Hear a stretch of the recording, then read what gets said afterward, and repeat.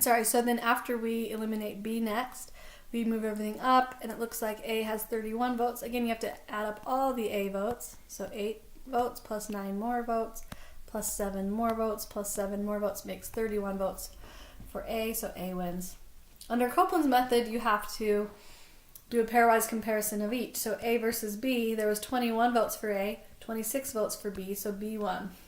For A versus C, we look at all the times A was over C.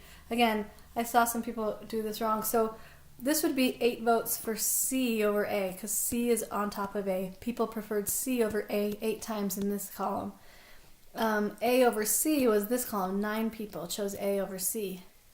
11 people chose C over A. So I was adding all those up to find out that 23 people chose A over C. 24 people chose C over A. So C won that one. So as we add all those up, every time you win a comparison, you get 1 point. If there's a tie, you get a half.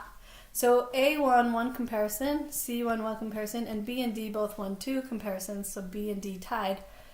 Although B versus D did win, under Copeland's, we just say they tie. This one asked for which primary fairness criterion was violated. And it also said, it didn't tell us how the original winner won. It just said the result was that A won.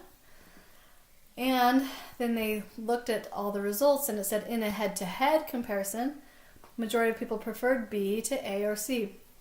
That's the Condorcet criterion. It says in a election that seems fair, if there's a choice that's preferred in every one-to-one comparison with other choices, like there was here, B was preferred to A and B was preferred to C, so B was preferred to every other choice, that choice should be the winner, but it wasn't, depending on however they calculated this election. So the Condorcet criterion was violated. Remember, no voting method is perfect, and there's always some voting criterion, fairness criterion, that could be violated because no voting method is perfect. And finally, if an election has 85 voters and 4 candidates, what's the smallest number of votes to receive plurality? Kind of like the one before, but we divide with how many candidates there are, 21.25, round up, and then check it to see if that adds up to the total number of voters. So if 22 won, then the rest would have to be below that at 21, 21, 21 for the other 4 candidates. And does that add up to 85? It does. So 22 votes for plurality.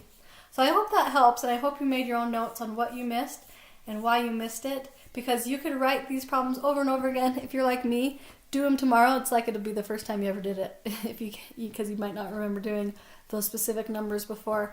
Find out the distance between these 2 points and keep doing it over and over, and you're going to remember it a lot easier in the middle of a test if you've drilled yourself over and over again on these types of problems. So hopefully that helps you see what you did wrong and helps you to give you some ideas on how to study better in the future. But come to me if you need more ideas. I would love to help you. All right? Thanks for watching.